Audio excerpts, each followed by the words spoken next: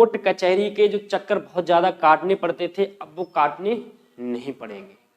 उसमें सरकार ने 0 FIR, जो सबसे जब निर्भया कांड के बाद, निर्भया जो कांड हुआ था उसके बाद सबसे पहले सरकार ने इसी चीज़ पर प्राथमिकता दी है कि निर्भया कांड के बाद 0 FIR। 0 FIR का नमस्कार, कैसे हैं आप लोग?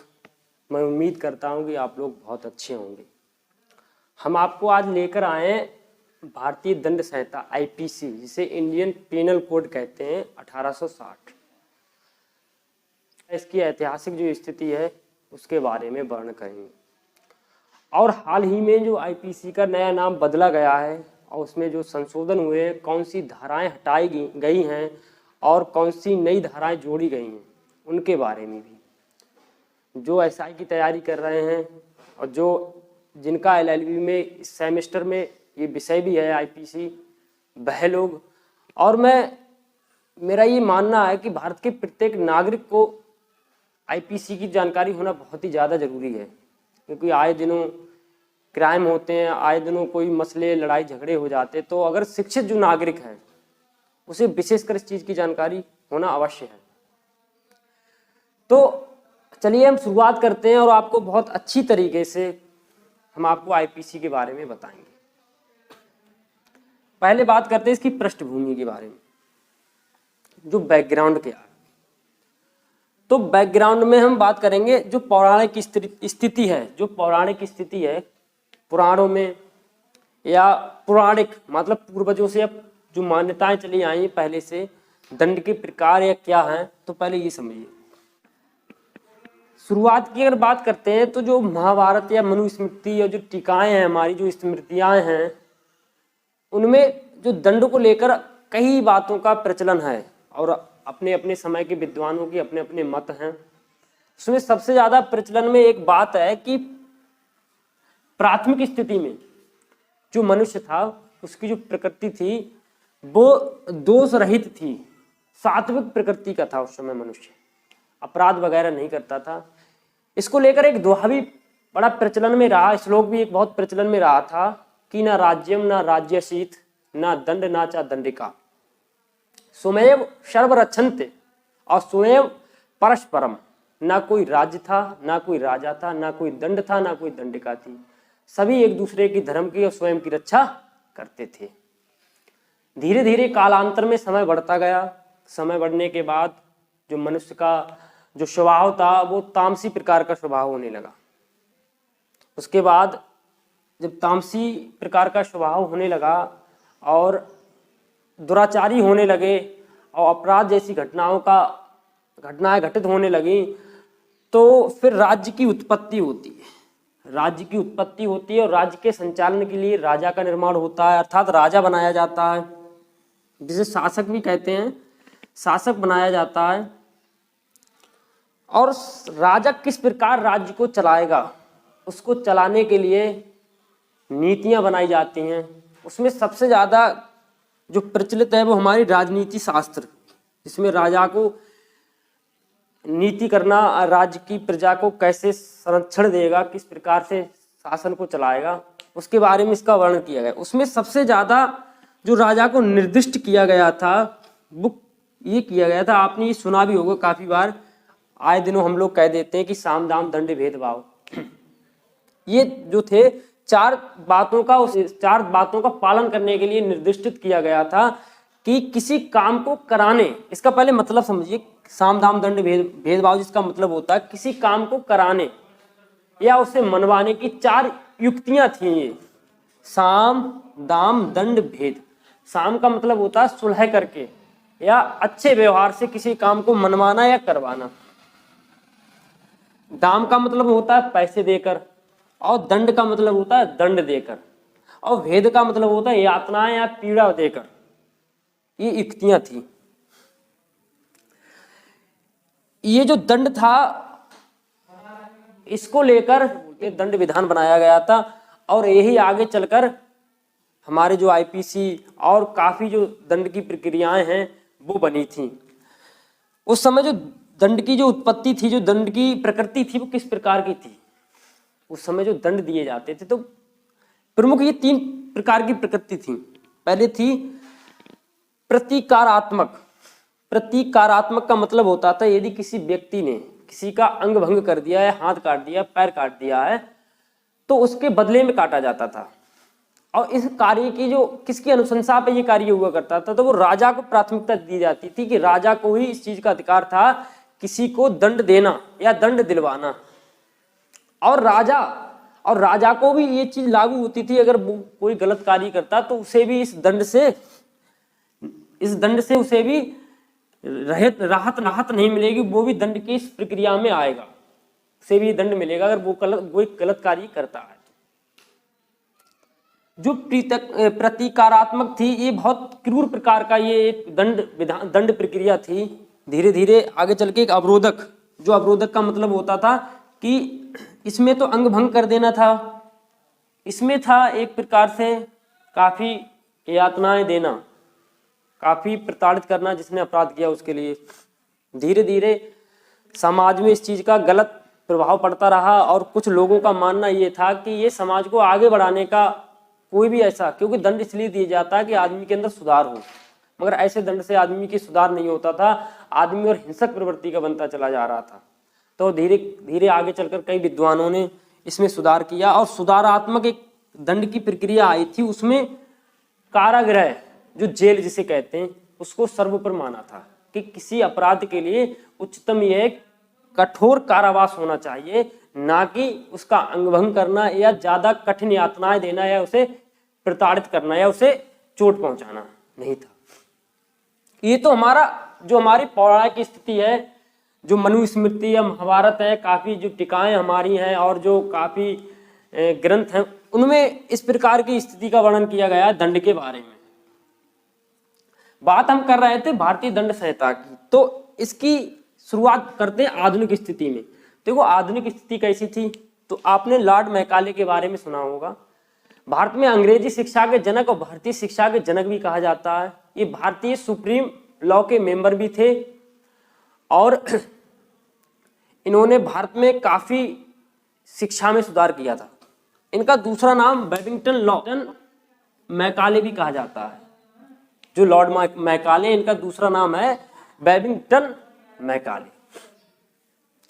1833 के चार्टर अधिनियम, ये हमारा इतिहास में दिया गया है। 1833 के जो चार्टर अधिनियम, जो हमारा चार्टर अधिनियम आया था, उसके तुरंत बाद पहले विधि आयोग का गठन किया था लॉर्ड मैकाले ने। प्रश्न आता है ये एग्जाम में, प्रथम विधि आयोग का गठन कब हुआ था? 1834 में।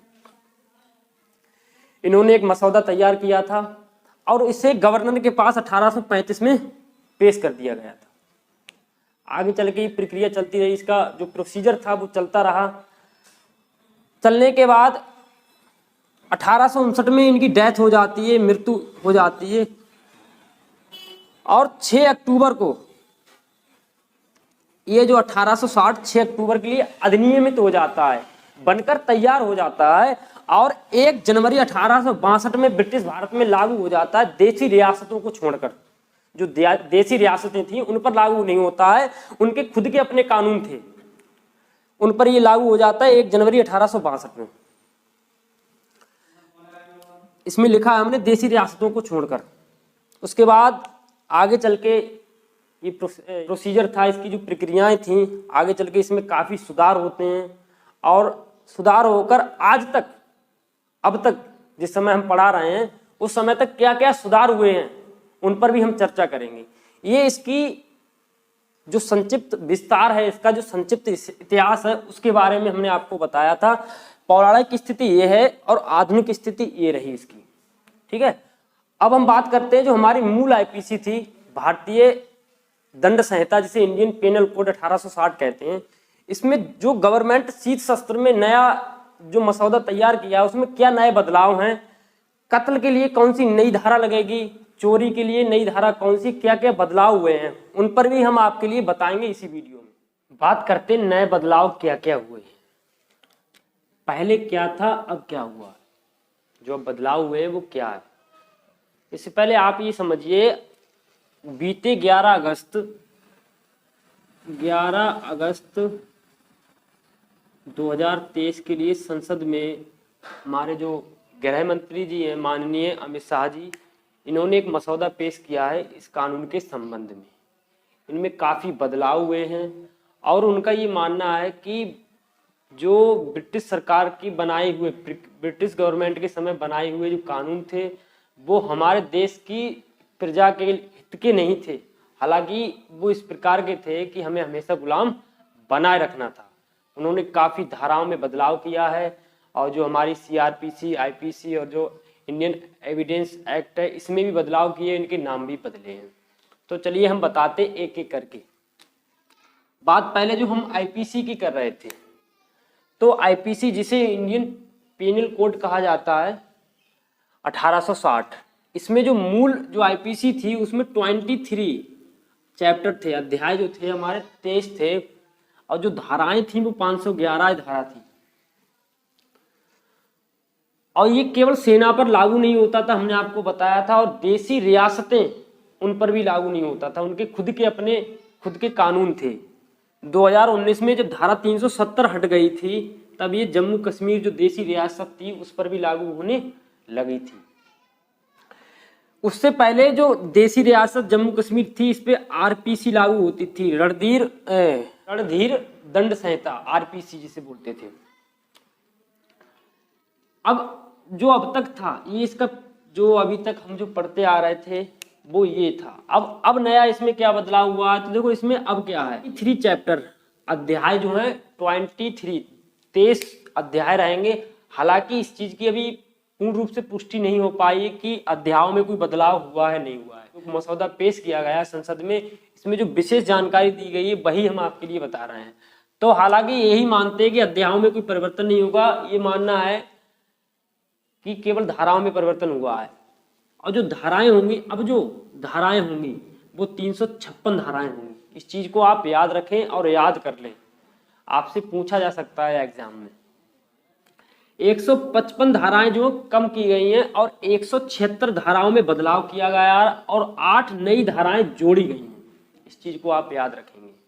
155 धाराएं कम की गई हैं, 176 धाराओं में बदलाव किए गए हैं और 8 नई धाराएं जोड़ी गई हैं।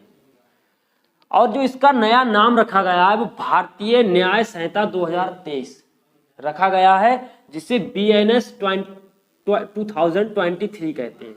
BNS, अब IPC नहीं बोला जाएगा, अब BNS 2023। पहले हम IPC बोलते थे, अब इसका IPC नहीं बोला। ये शीत शस्त्र में, ये जो अभी जो है ये बिल है, शीत शस्त्र में ये कानून बन जाएगा और पूर्ण रूप से लागू हो जाएगा यथास्थिति में जिस तरह ये लागू था। ठीक है, शीत शस्त्र में ये क्या बन जाएगा, कानून बन जाएगा। इस चीज को आप ध्यान रखेंगे। उसके बाद बात करते हैं CRPC की बात करते हैं। CRPC क्रिमिनल प्रोसीजर कोड, जिसे दंड प्रक्रिया संहिता 1973 कहते हैं। इसमें जो अब तक जो था वो 37 चैप्टर थे और 484 जो थी वो धाराएं थी। इसका नाम जो था क्रिमिनल प्रोसीजर कोड, क्या नाम था इसका, क्रिमिनल प्रोसीजर कोड। CRPC में अब अध्याय जो है 37। हालांकि अध्यायों के बारे में कोई विशेष पुष्टि नहीं हुई है, फिर भी कुछ लोगों का मानना यही है कि अध्यायों में कोई बदलाव नहीं होगा। धाराएं अब CRPC में 533 हो जाएंगी और CRPC में जो 160 धाराओं में बदलाव हुआ है और नई जो है 9 धाराएं नई जोड़ी गई हैं। इस चीज को आप याद रखेंगे। और जो CRPC का जो नया नाम होगा वो भारतीय नागरिक सुरक्षा संहिता होगा, जिसे BNSS 2023 BNSS 2023 बोला जाएगा। पहले आप ये समझिए IPC और CRPC होता क्या है। IPC भारतीय दंड संहिता, CRPC दंड प्रक्रिया संहिता। जो IPC जब कोई केस या मुकदमा, जब FIR होती है तो IPC के तहत लिखी जाती है। IPC बताता है कि अपराध क्या है और उसके लिए क्या क्या दंड है, और CRPC ये बताता है कि इस अपराध के लिए कैसे कार्रवाई की जाएगी और किस प्रकार सबूत इकट्ठे किए जाएंगे, किस तरह अपराधी की गिरफ्तारी होगी, किस तरह उसे न्यायालय में लाया जाएगा, किस तरह उसे कब तक रखा जाएगा जेल में। ये आपके लिए CRPC जो है, जो पुलिस के लिए CRPC के अंतर्गत जांच पड़ताल करनी होती, ये IPC और CRPC होता है। बात करते हैं Indian evidence act 1872। Indian evidence act 1872, इसमें भी बदलाव हुआ है। इसमें जो मूल हमारा जो इंडियन एविडेंस एक्ट था 1872 1872, इसमें जो थे 11 अध्याय थे और 167 धाराएं थी। अब जो है इसमें अध्याय यही रहेंगे, धाराएं 170 हो जाएंगी और इसका नया नाम होगा भारतीय साक्ष्य अधिनियम 2023। ये शीतकालीन सत्र में, ये अभी तक बिल हैं, शीतकालीन सत्र में ये कानून बन जाएंगे और यथा स्थिति में हमारे देश में लागू रहेंगे। और जो जो बदलाव हैं उन बदलावों पर विशेष ध्यान दें। जो यूपीएसआई की तैयारी कर रहे हैं या जो इस प्रोफेशन से जुड़े हुए लोग हैं वो उस चीज पर विशेष ध्यान रखें। अब हम आपको बताएंगे भी कौन सी धाराओं में बदलाव हुआ है, कौन सी नई धारा हम आपको बताते किस जुर्म में कौन सी धारा अब लगेगी, क्या बदलाव हुए हैं। और सरकार के अनुसार जो नया कानून लाया जा रहा है इसमें 4 वर्षों से विचार विमर्श चल रहा है। इसमें विचार विमर्श करने वाली और अपनी अपनी राय देने वाली इसमें 5 जो प्रमुख जुडिशियल एकेडमी भी हैं, 16 जजेज हैं सुप्रीम कोर्ट और हाई कोर्ट के, और लगभग 22 लॉ यूनिवर्सिटी हैं और 6 यूनियन टेरिटरी हैं। 144 सांसदों की भी राय है इस कानून पर और 270 से ज्यादा विधायक उनकी भी इसमें राय है। 4 वर्षों के विचार विमर्श के बाद ये कानून जो हो लाया जा रहा है, इसमें बदलाव, जिसमें बदलाव लाया जा रहा है। 4 वर्षों तक इस पे विचार चला था, तब ये कानून में बदलाव हुए हैं। उसके बाद सबसे पहली बात, इस कानून की विशेषता आप समझिए क्या है जो नया कानून आ रहा है। सबसे पहले इसमें एक प्राथमिकता में बच्चों और महिलाओं को रखा गया है। उसके बाद दूसरी बात यह है कि इस कानून में छोटे अपराध, जैसे छोटी चोरी होती है, जैसे गांव में बस्ती में थोड़ी बहुत चोरी हो जाती है, तो उसके लिए दंड की श्रेणी में ना रखे, उसे एक समुदाय के हिसाब से ही दंड देने की एक प्रक्रिया रखी है कि उसे इसलिए इस चीज को प्रोत्साहित किया जाएगा, आप एक अच्छा काम कर दीजिए समाज के लिए, इस मोहल्ले के लिए, इस गांव के लिए, इस बस्ती के लिए, आपका ये दंड जो है, आपका ये अपराध है, क्षमा हो जाएगा। पहला ये भारतीय इतिहास में पहली बार ऐसा काम हो रहा है। दूसरी बात, ये कोर्ट कचहरी के जो चक्कर बहुत ज्यादा काटने पड़ते थे, अब वो काटने नहीं पड़ेंगे। उसमें सरकार ने 0 FIR, जो सबसे, जब निर्भया कांड के बाद, निर्भया जो कांड हुआ था उसके बाद सबसे पहले सरकार ने इसी चीज पर प्राथमिकता दी है कि निर्भया कांड के बाद 0 FIR। 0 FIR का मतलब ये होता है कि आप कहीं भी हो, आप कहीं भी FIR करा सकते हो। जरूरी नहीं आप अपने स्टेट में हो या अपने राज्य में हो या अपने जिले में हो, कुछ भी नहीं जरूरी, आप कहीं भी FIR, देश के किसी कोने में हो, आप कहीं भी FIR करा सकते हो। उसके बाद FIR करने के बाद 15 दिन के अंदर आपकी जो FIR है वो भेजनी पड़ेगी। उसके बाद 90 दिन के अंदर चार्जशीट जो है दाखिल करनी पड़ेगी। कोर्ट इसे 180 भी कर सकता है, 180 से ज्यादा नहीं कर सकता है। सारी कार्रवाई के बाद 30 दिन के अंदर कोर्ट को अपना फैसला देना पड़ेगा। मॉब लिंचिंग का जो मामला हुआ करते थे, मतलब भीड़ भाड़ में मार दिया करते थे, मारते थे, पीटते थे, तो उसमें पहले कत्ल लगा करता था, अब कत्ल नहीं लगेगा, अब 7 साल की सजा होगी। उसके बाद हिट एंड रन, मतलब कि टक्कर मार के भाग जाते थे और उसकी मौत हो जाती थी जिस पे टक्कर लगती थी।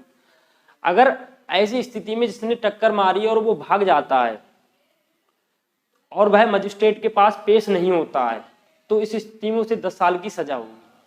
और सबसे प्रमुख बात यह है इसमें, कि यदि किसी को आजीवन कारावास होता है या उम्र कैद होती है तो उसमें कोई बदलाव नहीं किया जाए। अब हम बात करते हैं कौन कौन सी हमारी जो धाराएं हैं वो अब नई धाराएं हो गई हैं। पहले बात करते हैं हत्या। हत्या के लिए पहले 302 धारा लगती थी, अब धारा 101 लगेगी। इस चीज को आप याद कर लें। धोखाधड़ी पहले 420, धोखाधड़ी में 420 धारा लगती थी, अब धारा 316 लगेगी।